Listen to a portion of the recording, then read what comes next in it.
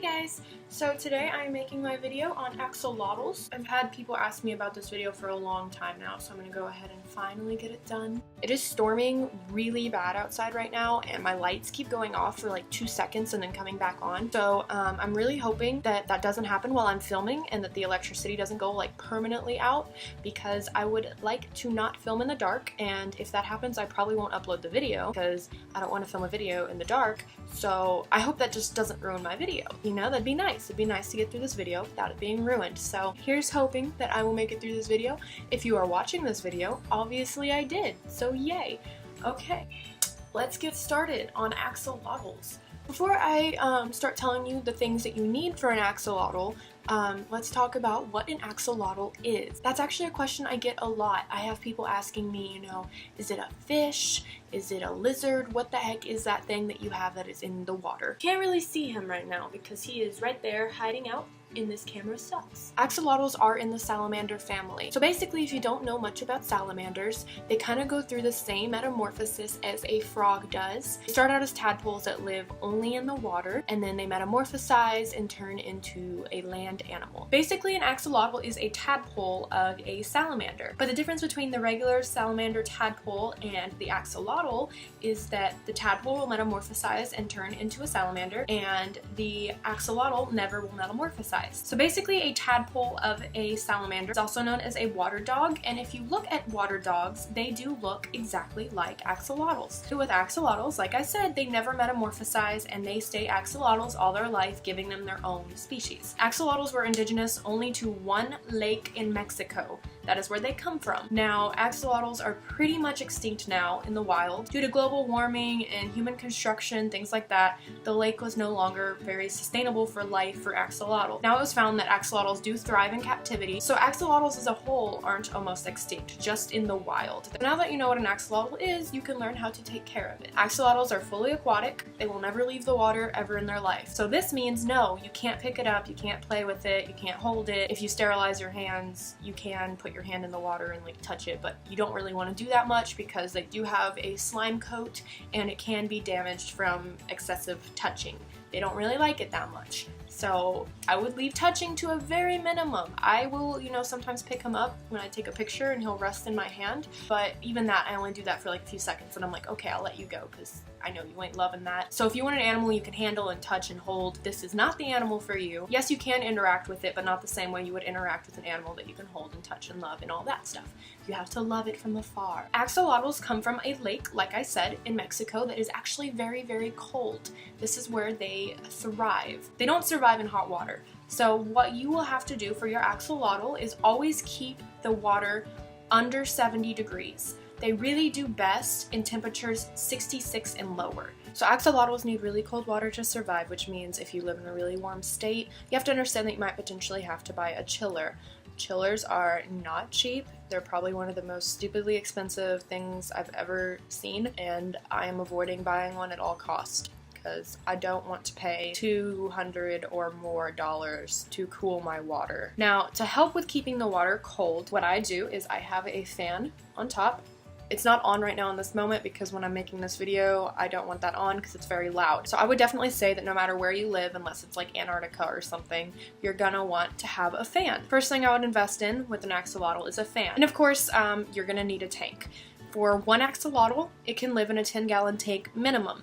I recommend a little bigger than that. I think a 20 long is a perfect size tank for one adult axolotl, and if you ever want to get a second, you can fit it in a 20 long as well. You don't want to get a 20-gallon tall tank because axolotls really like a lot of floor space rather than height. Second thing is axolotls don't really like light. Right now I have this light on just so y'all could see the tank in the video, but normally it is always off. Next thing we need to talk about is filtration. Filtration is super important for an axolotl tank because axolotl tanks are basically waste machines. They go to the restroom a lot. The hard part about this is axolotls like very still water. When the water starts flowing too much, they get stressed and they won't live very long because when they're stressed, they get diseases and they aren't healthy, etc., etc. So basically you want a filter that is going to clean very well, but also not make the water move too much because filters tend to, when they circulate the water, move the water. I've actually had a lot of success with fluval filters. Now, if I show y'all real fast, fast. I'm gonna switch to my phone real fast. This will just give you an idea of what you should look for in a filter. Basically, in a filter, you're going to want something that has an adjustable flow level. Right here, you just can turn it and it'll increase and decrease the flow. Once a month, you will need to replace all the packets in there. After a month, they don't work as well, so you have to replace them once a month. And here I have my fan. There we go, now it's working. And as you can see, it is very loud. That is just the price I pay for a happy axolotl. So there are a few more things you need to take into consideration for an axolotl. One of them is the gravel or substrate on the ground.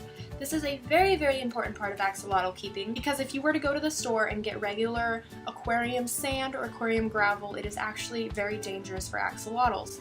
They have a tendency to nip at the ground when they're trying to eat, and they will often accidentally eat the sand and gravel. I'm using very, very, very fine sand, and now this is a very perfectly safe alternative. A lot of people will leave their tanks bare-bottomed, which means nothing at all on the bottom. This is both good and bad. It is good because you can see exactly where the mess is, clean it up, and keep the tank very clean, and not risk the axolotl eating any kind of gravel or substrate.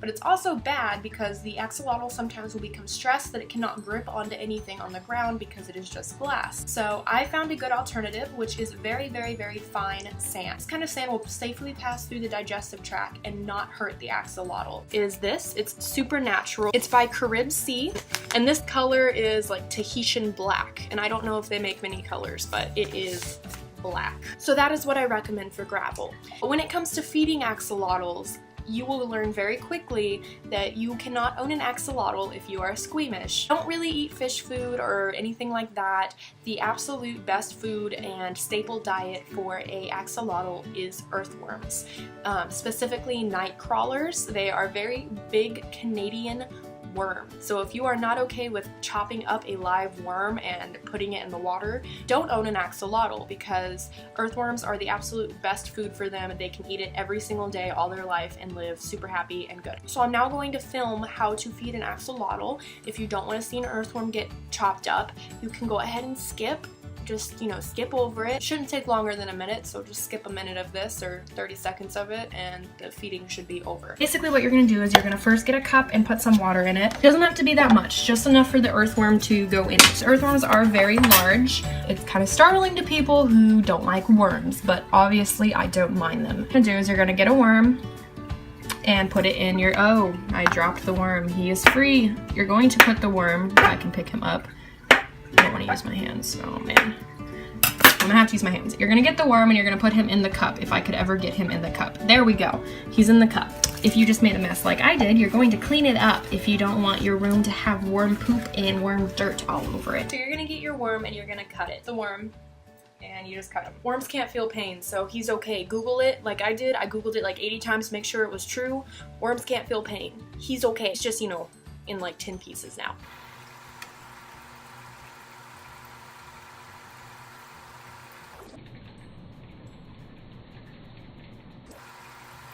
So that is how you feed an axolotl. I do that every single night. Now, another question people ask me sometimes is, what fish can I keep with my axolotl? The answer is very, very simple. The answer is nothing. He will eat shrimp, he will eat snails, and any fish that he can fit in his mouth will become dinner, and any fish he can't keep in his mouth is likely to pick on his gills, pick on him, or just stress him out because it is in his territory. So yeah, I would have to insist on never getting fish for your axolotl tank. When it comes to cleaning and maintenance, I spot clean his cage anytime I see poop, but once a week I do a big clean, and about once a week I take out about 15% of the water, I clean out the bottom, make sure there's no poop, then I will dump out the water, fill it up with cold water, and get a water conditioner, condition the water, put it in there, add some ice to keep it cold, and then I'm clean. That's done. That's done. And that's just the basics for axolotl keeping. When it comes to what to do when your axolotl gets sick, if it's not eating, all of that fun stuff, I'm going to make another video about axolotl care and what to do with a sick axolotl. I'm not exactly positive what my next video will be. I know that I want to make a video about betta fish care. I believe betta fish care is very overlooked and people don't realize how much they can really do for their betta that would benefit it. So I will make a video about that. I'm not sure if that's my next video or not, but look out for it. So thank you for watching. Bye! Do you want to show the world what you did? Show them your butt. Show them your butt. Show them. This is Phoenix. While I was sleeping one night, he decided to make a huge noise, wake me up, and when I checked his cage, he threw his tail. Unlike other kinds of geckos, crested geckos will never grow their tail back, so he will have a nubby butt for a life. Did you know I love you? Do you care at all? Okay. Bye.